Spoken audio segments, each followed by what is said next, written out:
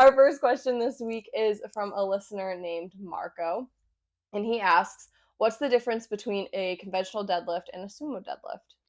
Great question. It was Marco. Marco. Thank you for sending that in, Marco.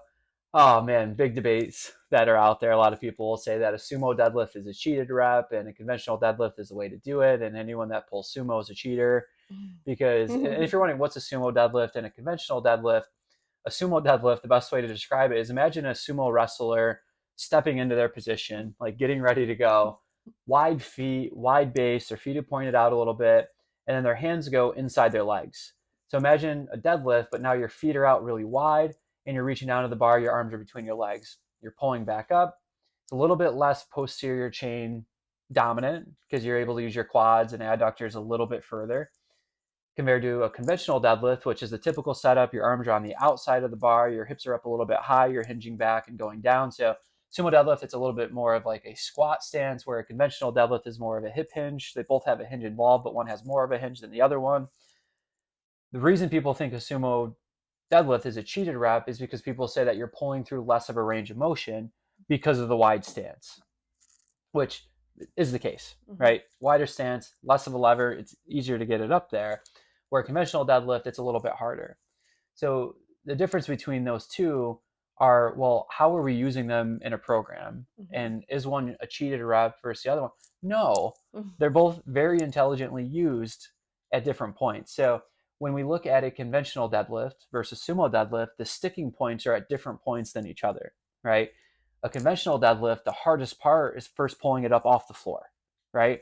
So that's where you have the lowest amount of acceleration. As you start to get above the tibia, above your mid shaft of your lower leg, it becomes a little bit faster to get up through there. A sumo deadlift, the acceleration off the floor is really fast. So the sticking point's different in a sumo deadlift versus a conventional one.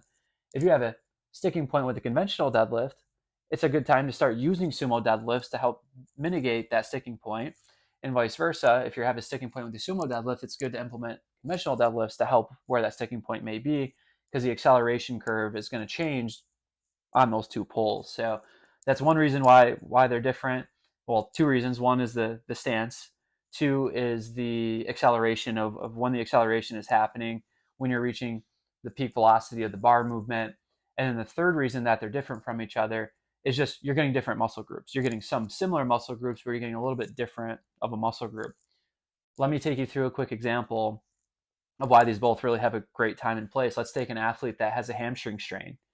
And when they get into a conventional deadlift, that hip hinge position, that fires up their hamstring. They're not tolerating that.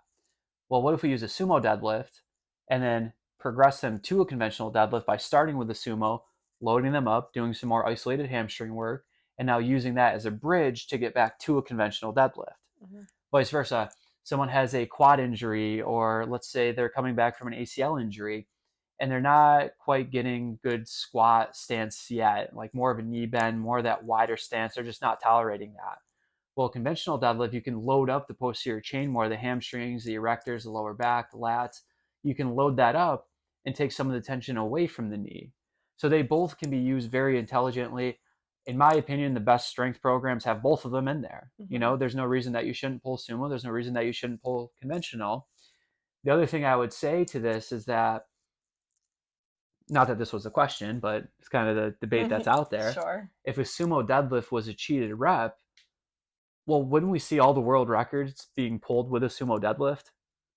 Like, if it was such a great advantage to pull sumo over conventional, wouldn't every person in competition opt to do it sumo? And we see that that's not the case. So they both have their time and place. They shouldn't be this argument of versus. It should be, oh, I pull conventional and sumo versus I pull conventional versus sumo.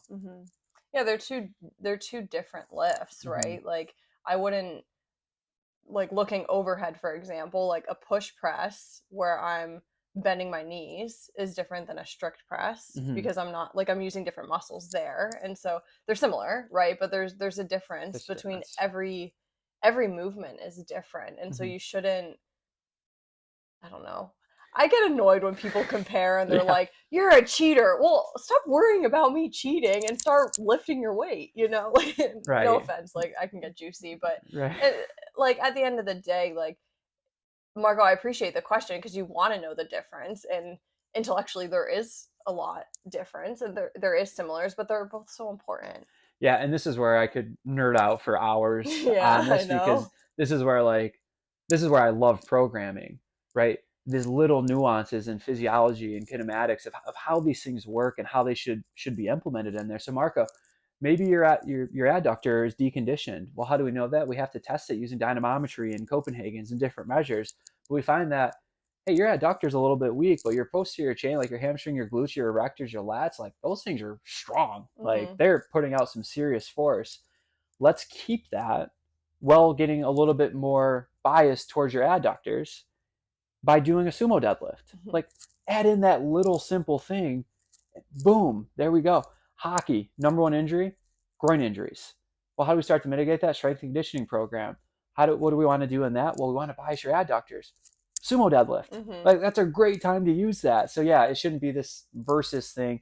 They both should be used for the different times and places, and that's where the programming gets really fun and the science and Hmm. physiology and all that. I won't nerd out any longer on it, but Yeah. it gets me excited. Yeah, and there's something to be said too. Like if you're only doing conventional deadlifts and your adductors are weak, wouldn't you want to strengthen them? Like, um, who did I forget who it was, but they had said like you never want to be weaker, you always want to be stronger, right? Oh, And so like this is a perfect example. yeah, Christina Previtt. She Yeah. said, I never met a woman in my life, which like, it can go to everyone, but she was talking specifically on like pregnancy. But we can take a step back and make it wider. That I've never met a person in my life that went into an event saying, "Wow, I wish I was weaker for Right. that event." Right. Like, no, that's not what people want. You want to be stronger. You want to be confident in what you're doing. Yeah. Yeah. So get strong, do conventional deadlifts and sumo Yeah, deadlifts. and I will say, it's one of my buddies is a phenomenal sumo deadlifter.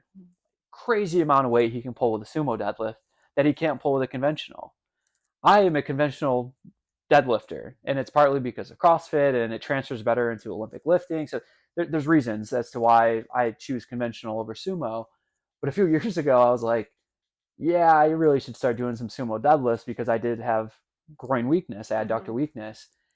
I remember pulling sumo and being so humbled of, Mm. conventional 400 pounds coming off the ground. Sumo 185. I'm struggling, sweating. Where's the chalk? Should I belt up? Like what's happening here? And it was similar, but it was different enough that it was such a humbling experience. And Yeah. everyone has a gap in their game. Work on it, Hmm. and work on it with these simple things.